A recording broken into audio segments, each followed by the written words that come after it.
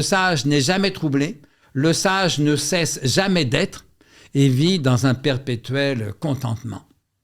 Et là encore, Montaigne pourrait lui dire, mais mon cher Spinoza, tu te racontes des histoires, parce qu'écrit Montaigne dans les Essais, alors il écrit ça à propos des stoïciens, mais ça vaut tout autant prospectivement à propos de Spinoza. Montaigne écrit à propos des stoïciens, notamment à propos de Sénèque, « Tant sage qu'il voudra, mais enfin c'est un homme, qu'est-il plus caduc et plus de néant ?»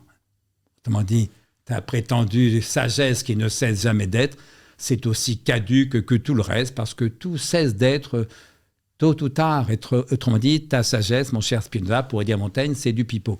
Ça n'empêche pas que Spinoza soit un immense génie, qu'Épicure soit un immense génie, et que je reste philosophiquement plus proche d'Épicure ou de Spinoza que de Montaigne. Sauf que voilà, Montaigne m'a libéré de cette sagesse idéale, parce qu'au fond, la sagesse n'est qu'un idéal, et être matérialiste, c'est penser qu'aucun idéal n'existe. Non pas que j'ai renoncé à toute sagesse, mais ne croyant plus à la sagesse absolue qui n'est qu'un idéal, ce qui m'intéresse maintenant, c'est ce que j'appelle une sagesse de second rang, une sagesse à la Montaigne.